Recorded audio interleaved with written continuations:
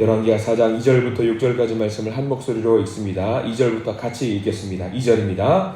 엘리사가 그에게 이르되 내가 너를 위하여 어떻게 하랴? 내 집에 무엇이 있는지 내게 말하라. 그가 이르되 계집종의 집에 기름 한 그릇 외에는 아무것도 없나이다 하니 이르되 너는 밖에 나가서 모든 이웃에게 그릇을 빌리라. 흰 그릇을 빌리되 조금 빌리지 말고 너는 내 두 아들과 함께 들어가서 문을 닫고 그 모든 그릇에 기름을 부어서 차는 대로 옮겨 놓으라 하니라. 여인이 물러가서 그의 두 아들과 함께 문을 닫은 후에 그들은 그릇에 그에게로 가져오고 그는 부었더니 그릇에 다 찬지라. 여인이 아들에게 이르되 또 그릇을 내게로 가져오라 하니 아들이 이르되 다른 그릇이 없나이다 하니 기름이 곧 그쳤더라. 아멘. 오늘 말씀 가운데 하나님의 크신 은혜가 있기를 간절히 소망합니다. 우리 가슴에 손을 얹으시고 기도할까요? 하나님의 은혜가 제게 임하기를 기도합니다. 우리 역사랑 축복하면서 하나님의 은혜가 지금 여러분에게 임하기를 기도합니다. 자, 오늘 하루 살아가시면서 하나님의 은혜가 넘치는 아름다운 복된 하루가 되길 간절히 소망합니다. 자, 오늘 열왕기하 4장 말씀을 함께 봅니다. 우리가 너무나도 많이 알고 있는 말씀, 4장 말씀입니다. 4장 보면은 좀 재미난 부분이 있습니다. 엘리야, 그의 스승 엘리야와는 조금 비교가 되는 부분이기도 합니다. 근데 뭐 어느 게 더 낫다, 훌륭하다, 대단하다 그게 아니라요. 엘리야의 예언과 엘리야의 사역과 엘리사의 사역을 좀 비교를 하면, 스승과 제자의 사역을 좀 비교하면은요, 좀 그렇습니다. 엘리야는 뭔가 민족, 나라, 좀 거국적으로 엄청 크고 대단한 그런 사역을 좀 펼친 선지자입니다. 물론 그렇다고 해서 다른 사역을 안 하는 것이 아니에요. 아무튼 비중이 좀 그렇습니다. 나라를 살리고 민족을 살리고 그런 사역들을 많이 했다라고 한다면, 엘리사는 좀 어떤 느낌이냐면 조금 서민들을 찾아가고 서민들과 함께하고 그런 사역들이 많이 있었어요. 우리가 읽었던 7절 말씀 이후에 들어가면은 우리 8절 오늘 꼭 다 보세요. 다 보시면 좋은데 8절의 제목으로 뭐라고 나와 있냐면 엘리사와 수넴 여인이라고 나와 있습니다. 수넴 여인이 뭐 임신을 못하고 또 임신을 하게 만들었는데 아이를 낳았는데 그 아이가 또 죽고 또 살리고 뭐 그런 일들이 일어납니다. 그리고 또 넘어가면 어떤 일들이 일어나면 재미난 일들이 많이 있어요. 보리떡 20개 하고 얼마 되지 않은 채소밖에 없어요. 이제 먹을 사람들이 너무 많은데 얼마 양식이 뭐 5병이어야 약간 축소판 같은 거 있잖아요. 100명의 인원을 먹여야 되는데 얼마 없어요. 그래서 이 사람들을 먹여 살려야 되는데 얼마 되지 않은 양식으로 또 그들을 먹여 살리고, 또 뭐 어떤 사람들이 국을 끓여요. 맛있게 밥을 먹으려고 국을 끓이는데 사람들이 그 재료를 막 넣어요. 풀떼기 갖고 와서 막 다 집어넣어가지고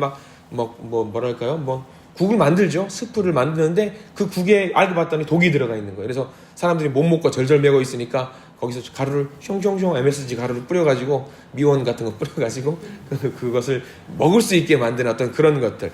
엘리사의 사역을 보면요, 딱 저는 이제 늘 보면서 이런 표현을 써요. 구수하다, 참 구수하다, 참 구수하다. 친서민적이고 사람들을 막 좋게 만들어주는 그런 사역들을 한단 말이죠. 왜 이런 사역들을 엘리사가 펼쳤냐라고 했을 때에 우리는 대번에 알게 됩니다. 뭐냐면 왕들이, 하나님이 그 사람들이 세웠던 그 왕들이 왕으로서의 역할을 감당하지 못했을 때에 사람들이 고통 가운데 있고 괴로운 가운데 있다라는 것을 대번에 보여주는 거예요. 그래서 엘리사를 통해서 왕이 못하니까 하나님이 직접 다스리는 그런 모습을 보여주기 위해서 엘리사가 이런 모습을 보여준 것이 아닌가라는 생각이 들 때가 있습니다. 오늘 했던 열왕기하 4장 말씀의 사역도 마찬가지입니다. 4장 제목을 보면은 우리가 알고 있죠. 과부의 기름 그릇이라고 나와 있어요. 자, 오늘 이야기 한번 들어가 보도록 합니다. 1절 말씀이 이렇게 나와 있습니다. 1절 말씀 같이 읽어볼까요? 선지자의 제자들의 아내 중에 한 여인이 엘리사에게 부르짖어 이르되 당신의 종 나의 남편이 이미 죽었는데 당신의 종이 여호와를 경외한 줄은 당신이 아시는 바니이다. 이제 빚준 사람이 와서 나의 두 아이를 데려가 그의 종을 삼고자 하나이다 하니. 자, 여호와를 경외하는 신실한 제자가 한 명이 죽었던 것 같아요. 엘리사의 어떤 선지 학교에 있는 제자 한 명이 좀 죽었습니다. 왜 죽었는지는 알 수 없어요. 근데 뭐 계속 우리가 계속 봤지만 남자가 죽으면 이때 사회는 굉장히 이제 힘들고 살기 어려운 상황이 되는 거죠. 남자가 죽었으니까 이제 가세가 완전히 기울었던 것 같아요. 과부가 아무것도 못하니까요.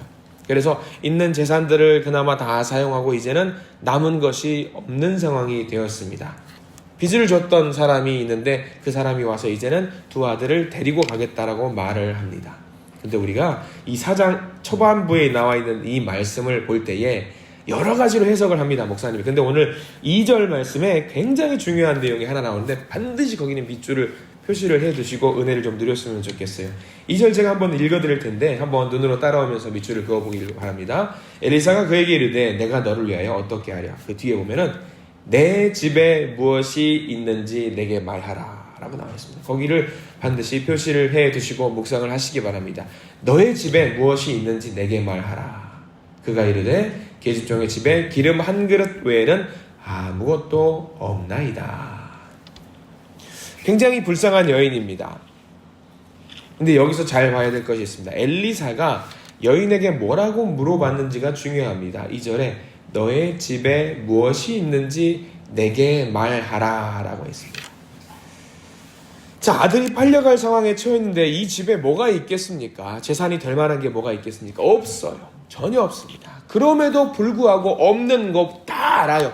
엘리사도 뻔히 다 알고 있는데 그런 상황 속에서 엘리사가 이 여인에게 물어보고 있는 것, 네가 갖고 있는 것이 무엇이냐라고 지금 물어보고 있습니다.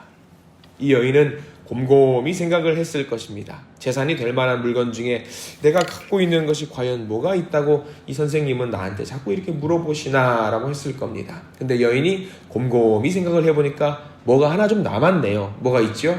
기름 한 그릇이라고 하는 것이 좀 남아 있었던 것 같습니다. 대답을 합니다. 선생님, 기름 한 그릇 외에는 아무것도 없습니다.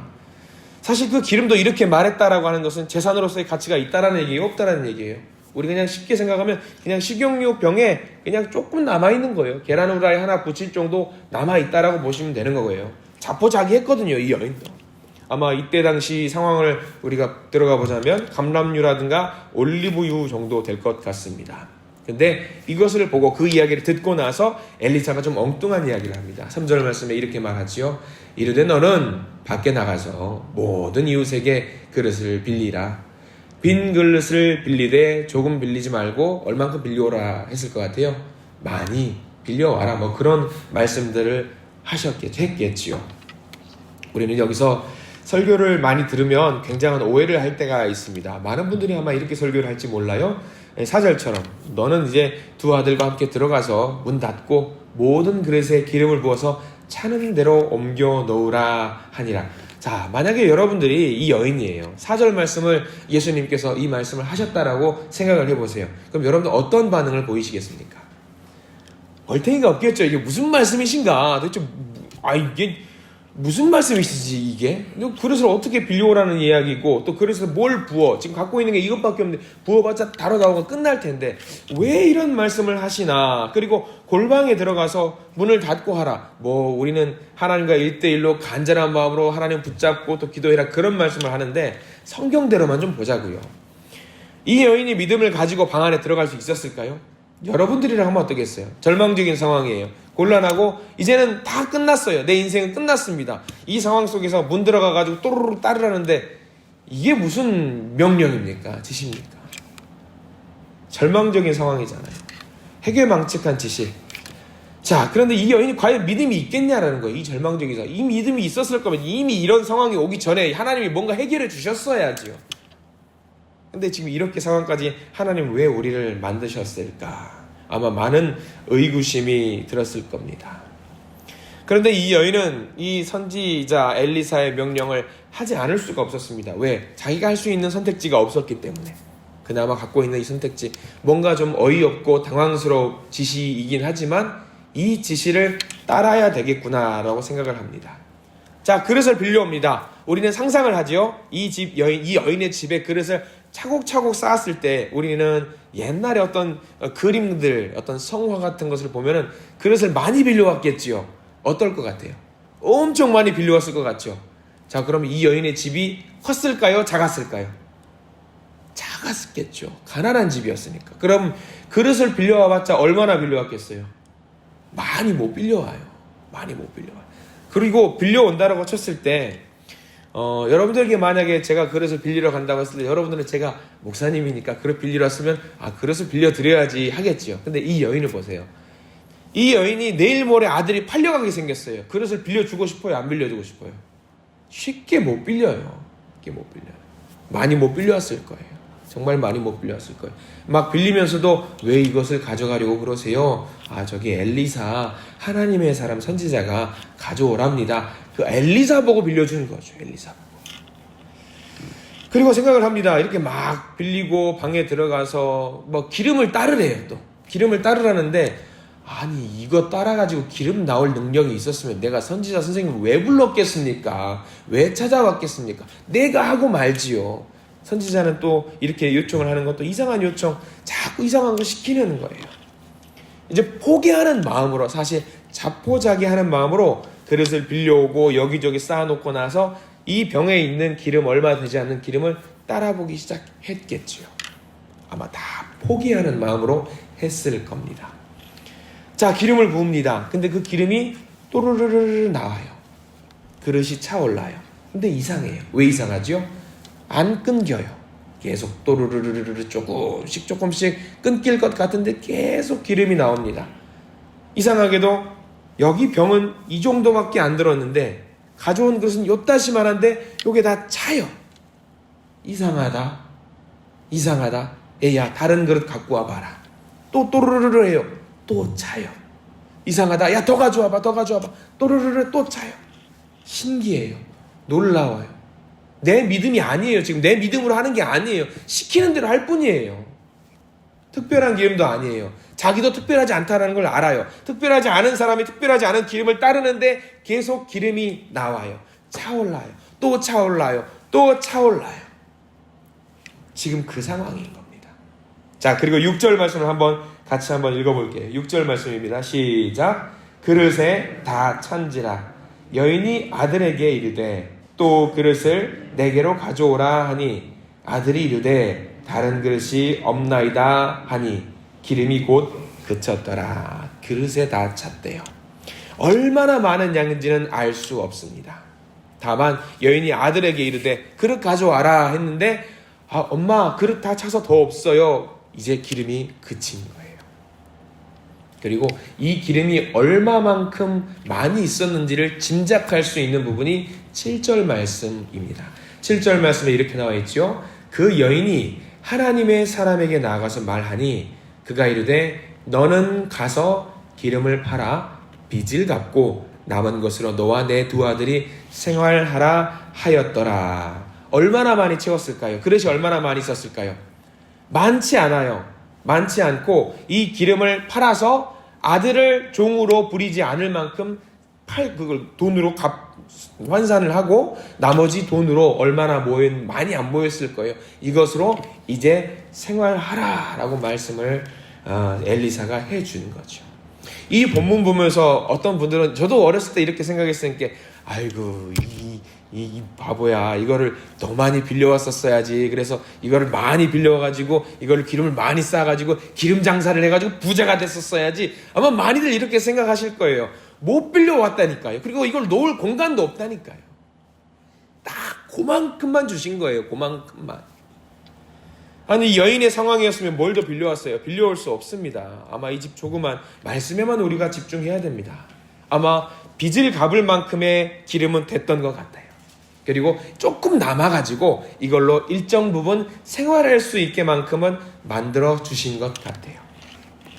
자, 우리가 이 기적을 통해서 깨달아야 될 것이 뭘까요? 먼저는 하나님은요, 우리가 어떻게든 살 길을 만들어 주신다라는 내용이 1번 담겨 있습니다. 그게 첫 번째입니다. 어떻게 만들어 주셨는지를 봐야 돼요. 어떻게. 기적을 베푸시는 방법이 무엇인지를 봐야 돼요. 하나님은요, 우리가 전혀 없는 무언가로부터 생뚱맞게 갑자기 뿅 나와가지고 우리에게 기적을 보여주시는 분이 아니라는 사실입니다. 하나님께서 엘리사를 통해서 물어봤죠. 네가 가지고 있는 것이 무엇이냐라고 이 여인에게 물어봤어요. 이 여인은 아무것도 없다고 생각했을 거예요. 만약에 엘리사에게 선생님, 저희 집에는 아무것도 없어요 라고 했으면 어떻게 됐을까요? 아무것도 없어요. 글쎄요, 저는 이 그림을 막 그려보면서 아무것도 없습니다. 그래 알았어 하고 넘어가지 않았을까 생각이 들어요. 물론 또 하나님은 다른 방식으로 도와줄 수 있었겠지만요, 하나님은 이 여인을 도와주실 때 어떻게 도와주셨냐면 이미 가지고 있는 그 조그만 거, 별거 아닌 것 같은 그것을 통해서 하나님은 우리에게 기적을 보여주셨다는 거예요. 별거 아닌 그것을 통해서 내 가정을 살리신다라는 것을 하나님은 보여주고 싶으셨던 거지요. 하나님, 우리가 기름 한 그릇 이것뿐입니다. 별거 아닌 이것뿐입니다. 이걸로 뭐 되겠습니까? 라고 했을 때 하나님께 그것을 드리고, 하나님 이걸로 어떻게 할까요? 기도했을 때에 하나님은 그것을 통해서 우리를 살려주신다라는 것을 보여주고 싶으신 내용이 오늘 이 내용입니다. 저는 우리 교회 사역을 시작하면서 어떤 분들이 그렇게 말씀을 하셨어요. 한 분이 아니에요. 여러분이에요. 용의자가 여러 명입니다. 무슨 말씀을 하셨냐면, 목사님 죄송해요. 뭐가 죄송해요? 다짜고짜 죄송하대요. 뭐가 죄송해요? 우리 교회에 나이가 있는 분들이 많아요. 목사님 젊은 분이라 젊은 열기로 패기로 뭔가 하고 싶으실 텐데 나이가 있는 분이 많아요. 그래서 죄송해요. 뭐가 죄송해요? 그게 도대체 뭐가 죄송한지 모르겠어요. 근데 죄송하대요. 근데 그 말씀, 이 오늘 말씀 묵상하시면서 그분의 고백이 참 마음에 와닿아요. 저를 생각해 주신 사랑하는 마음이라고 생각을 합니다. 저를 사랑해 주시고 우리 가족을 사랑해 주시고. 근데 사역을 해보니 웬걸 지금 보니까 젊은 분들 많이 있더만요. 다들 왜 나이 든 분들만 있다고 이야기하시는지 모르겠어요. 근데 제가 오늘 말씀을 묵상하면서 그 생각이 들었었던 거예요. 우리가 그게 중요한 게 아니라, 우리가 그것밖에 되지 않는 것이 아니라 하나님이 우리 교회를 세우려고 작정을 하시면 우리 교회를 지금보다 더 멋지고, 지금도 멋지고 훌륭해요. 근데 지금보다 더 멋지고 더 훌륭하게 만드시려고 작정을 하신다라고 하면 무언가 새로운 것을 통해서 획기적으로 변화를 시키시고 개혁하고 하시는 분이 아니라는 사실이에요. 지금 계신 그분을 통해서도 우리 교회는 부흥할 수 있다라는 거죠. 지금 계신 우리를 통해서도 확장할 수 있고요. 지금 있는 이 사람들을 통해서, 이 분들을 통해서, 믿음의 분들을 통해서 더 아름답고 재미나게 만들 수 있다라는 사실을 오늘 말씀을 묵상을 통해서 제가 깨달았어요. 그렇더라. 하나님은 우리가 가지고 있는 그것들을 통해서 우리 교회를 멋지게 만드시는 분이라는 사실을 우리가 잘 알았으면 좋겠습니다. 알았으면 좋겠어요. 우리 계신 믿음의 동료들과 동역자들 그리고 사역자분들 모든 분들을 통해서 우리 한신교회를 참으로 아름답고 멋지고 훌륭한 교회로 만드실 줄 믿습니다. 때로는 우리가 생각합니다. 내가 가지고 있는 것이 정말 볼 것도 없고 보잘 것 없어요. 얼마 안 되는 경험들밖에 없습니다. 그런데 하나님은요, 그 작은 거 하나하나 어느 것도 버리지 아니하시는 그런 분이시는 사실입니다. 우리가 뭐 대단한 거 있어서, 어마무시한 능력이 있어서 우리 교회를 뭐 어떻게 만든다? 우리 가정을 대단하게 만든다? 아니에요. 하나님은 우리가 가지고 있는 그 작은 것, 별거 아닌 걸 가지고 우리를 위대하게 만들고 대단하게 만들고 하나님의 자녀로 세우신다라는 사실을 명심하시기를 부탁을 드립니다. 우리가 할 수 있는 그 작은 것, 미세한 거 하나 가지고 나가는 거예요. 그게 필요합니다. 그렇게 해야 돼요. 때로는 아무것도 아닌 경험, 재산, 자산, 이거 가지고 하나님 뭐가 되겠나 싶어요. 그런데 하나님은 그것을 통해서 하나님의 놀라운 일을 시작하십니다. 별거 아닌 것 같아요. 소문이 났어요. 우리 부산노회에 대해 약간의 소문이 났습니다. 어떤 소문이 났냐면, 제가 노회 소속에 있는 선배 후배님과 가끔 어떤 업무를 통해서, 일을 통해서 전화를 하고 연락을 하고 교통을 하고 하는 일이 있습니다. 어느 날 전화를 했습니다. 어제 전화를 해가지고, 목사님 평안하시지요? 목사 별명이 있대. 뭐 같아요? 뻥튀기를 나눠준다며? 어떻게 하셨어요? 아니, 권사님이 거기 갔다 와서 뭐 이야기를 하는데 뻥튀기를 나눠주는 목사님이 있다고 하더라고. 그래서 예, 그렇습니다. 우리 교회 성도들 뻥튀기 다들 좋아하세요. 근데 저는 별거 아닌 거 가지고 시작한 작은 일이에요. 정말 별거 아닌 거, 그게 뭐가 된다고. 근데 그걸 통해서 우리 교회 성도님들이 재밌어 하실 수 있고, 또 우리 노회에 소속되어 있는 나는 권사님들, 또 집사님들이 또 재밌고, 왜 우리 목사님은 뻥튀기를 안 주냐고 자꾸 그런 민원이 들어온다라고 그런 이야기를 하시면서 피식 웃으면서, 그래, 그렇지, 감사하지 라고 생각을 했습니다. 별거 아닌 것 같은 작은 일 가지고 우리 교회가 재밌고 웃을 수 있다라고 한다면 하나님은 그 작은 거 가지고 쓰시는 거예요. 작은 거 가지고. 별거 아니잖아요. 여러분들이 갖고 있는 게 뭐가 있으세요? 우리들이 갖고 있어봤자 얼마나 갖고 있겠어요. 근데 그 작은 거 가지고 우리 교회를 더욱더 하나님 보시기에 아름다운 교회를 만들고, 또 여러분 속한 공동체와 가정을 유익하고 재밌게 만들 수 있는 그 작은 게 있다라고 한다면 하나님은 얼마나 우리를 기쁘시게 보겠다냐, 그 말이죠. 여러분 오병이어 사건, 오늘 이 기적 말고요, 이 한 여인 말고 오병이어 사건도 한번 잠깐 한번 생각해 보시죠. 많은 사람들이 예수님의 말씀을 들었습니다. 밥때가 됐어요. 밥을 먹어야 돼요. 배고파요. 근데 제자들에게 예수님이 뭐라고 말씀하시는지 여러분 잘 기억해 보세요. 뭐라고 말씀하시는지 아시는 분. 제자들에게 말씀하셨을 때 1번 너희가 가서 먹여라. 제자들이 생각했어요. 아니 예수님, 우리가 뭘 가지고 있는 게 뭐가 있다고 먹여요. 가지고 있는 거 하나도 없는데 뭘 먹여. 그리고 이게 딱 봐도 얼추 봐도 5,000명이고 아무리 적게 봐도 5,000명이고 많이 잡으면 20,000명이라는 사람 어떻게 먹입니까? 없지요. 그래서 아이고 그런 소리, 없다 소리 그만 좀 하고 너희들이 갖고 있는 게 뭔지 좀 갖고 와봐 라고 말씀하시죠. 그래서 가져온 게 뭐였죠? 물고기 2마리와 보리떡 5개. 그걸 가지고 하나님 축사하시고 그 많은 사람들을 배부르게 먹이셨다라는 거예요. 1번 뭐였죠? 갖고 있는 게 뭐야? 라고 물어보셨어요. 갖고 있는 게 뭐야? 딱 필요한 만큼만 주셨습니다. 필요한, 살아갈 힘을 주셨지만 근데 이제는 너희들이 해라. 자, 우리가 갖고 있는 거 별거 아닌 거 알아요. 그런데 우리가 놀라운 기적에 집착해서 하나님 내가 못하는 거 짠 보여주세요. 대단한 거 보여주세요. 막 변화되는 거 보여주세요. 우리가 그런 거 기대하면은요, 아이고 됐고 너 가진 게 뭔지 먼저 내게 좀 보여줬으면 좋겠다라고 우리에게 말씀하세요. 하나님 저 기도 못해요. 됐고 네가 할 수 있는 기도를 해. 하나님 좀 말씀 보는 것도 어려워요. 됐고 한 절씩 조금씩 봐봐. 찬양도 못해요. 됐고 소리라도 일단 내봐. 그거를 요구하시는 거예요. 아무것도 못하면서 자포자기하면서 하나님 저 못하니까 하나님이 알아서 하세요. 이러면 하나님이 됐고 네가 가진 거 뭐가 있는지 좀 꺼내보라고 이야기하시는 분이 우리 하나님이라는 사실입니다.